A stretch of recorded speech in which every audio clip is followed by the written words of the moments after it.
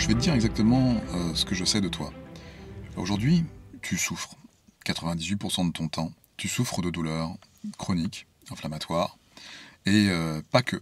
Tu as aussi une souffrance profonde à l'intérieur de toi, liée à ces douleurs, hein, ou pas forcément. C'est des souffrances qui t'amènent à te demander mais qu'est-ce que tu fais là?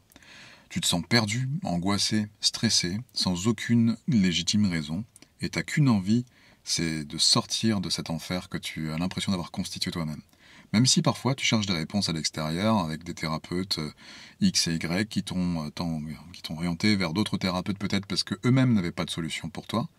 Et puis le temps passe, tu vieillis, tu te demandes dans quel état tu vas continuer de poursuivre ta vie, et avec qui, parce que le monde autour de toi s'étiole, tes amis ne te comprennent plus, ta famille encore moins, ton partenaire ou ta partenaire parfois te donne l'illusion qu'elle fait semblant de te comprendre.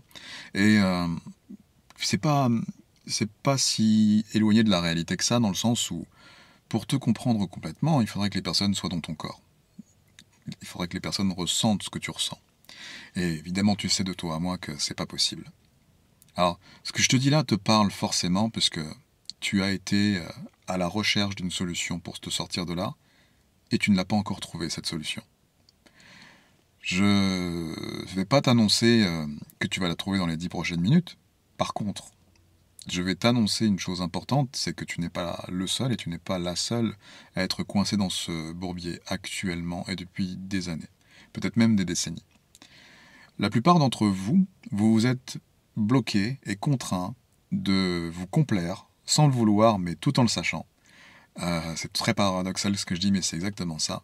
Vous complaire dans cette situation en tournant autour des solutions. En tournant autour des solutions comme si vous tourniez autour d'un vortex par lequel vous serez aspiré finalement. Ce vortex, c'est les communautés de malades dans lesquelles vous vous réunissez chaque jour pour discuter des mêmes sujets et de la non-évolution de ces sujets. Parce que quelque part, c'est ce que vous faites, vous entretenez la non-évolution de ces sujets. Tant que vous vous orienterez vers des personnes qui sont en situation de maladie, de handicap et qui vous tirent vers le bas, vous ne pourrez pas aller vers le haut.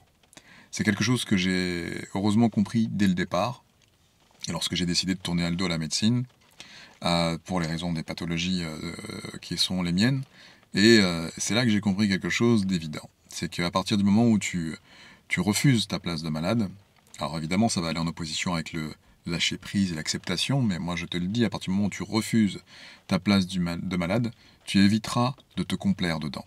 Et à partir du moment où tu éviteras de te complaire dedans, tu peux envisager, dans des proportions raisonnables, tu peux envisager de prendre un chemin vers l'exponentiel, vers la délivrance, vers la possibilité de développer ton super pouvoir, ton propre super pouvoir.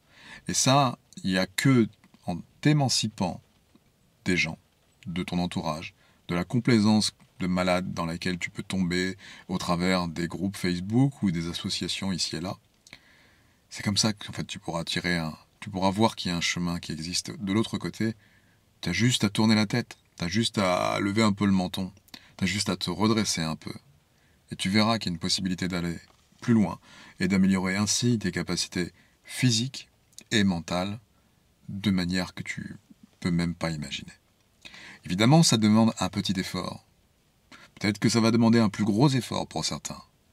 Mais de toute façon, cet effort-là sera nécessaire à ce que ta vie d'après, celle que tu choisis de vivre, ta première vie, si je puis dire, puisse vraiment apparaître comme limpide.